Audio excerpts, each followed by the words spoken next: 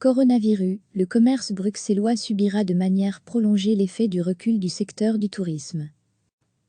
Le secteur du commerce de la capitale, déjà fortement impacté par le confinement et la crise liée à la pandémie de Covid-19, subira de manière prolongée l'impact du coup de frein de l'activité touristique, prédisent les auteurs de la dernière étude publiée lundi par Bruxelles Study et consacrée à celui-ci.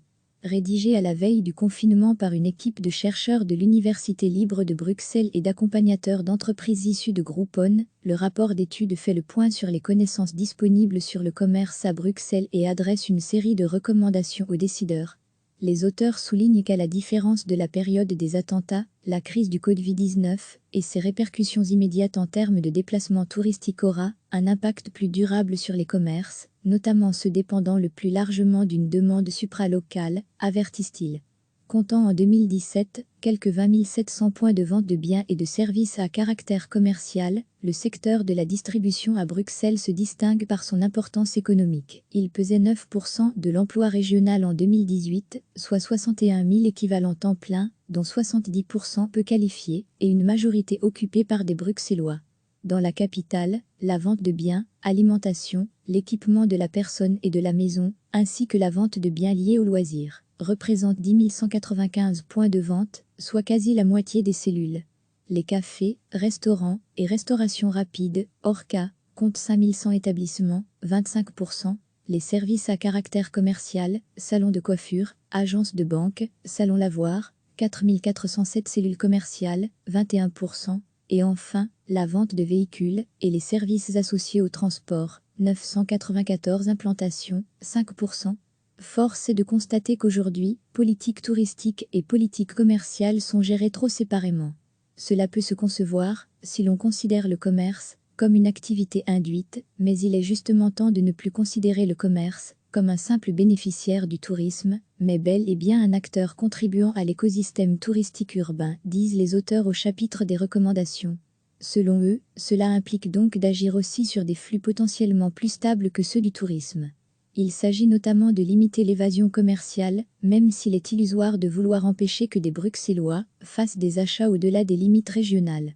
A l'inverse, les navetteurs constituent un segment de clientèle qui concourt probablement de manière sensible à la vitalité de certains segments du commerce bruxellois et mériterait que l'on y porte plus d'attention.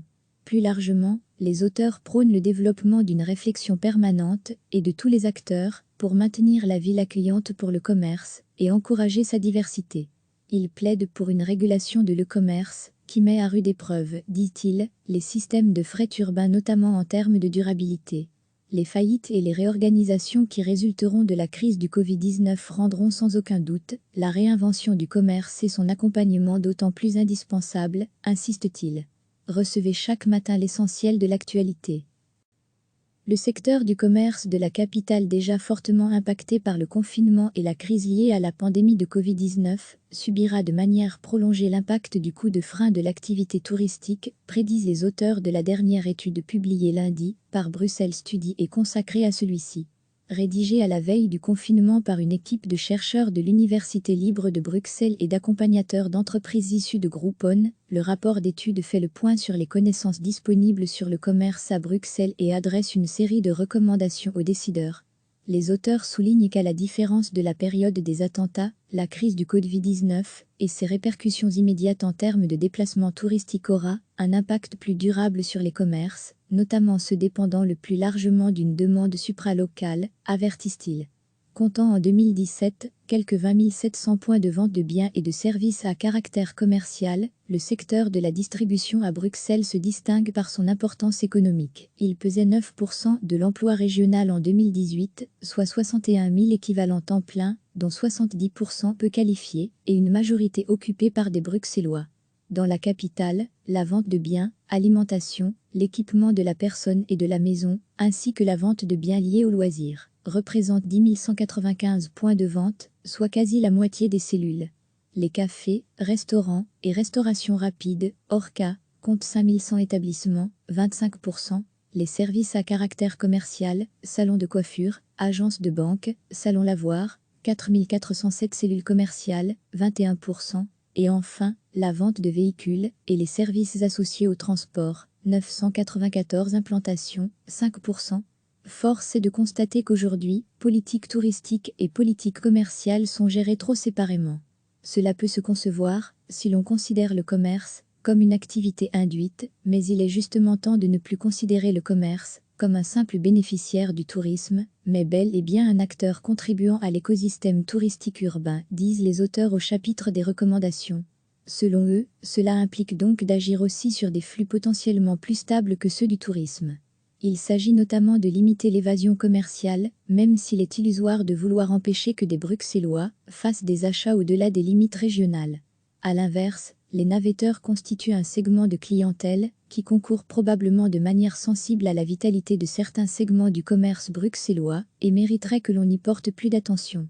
Plus largement, les auteurs prônent le développement d'une réflexion permanente et de tous les acteurs pour maintenir la ville accueillante pour le commerce et encourager sa diversité. Ils plaident pour une régulation de l'e-commerce qui met à rude épreuve, dit-il, les systèmes de fret urbains notamment en termes de durabilité.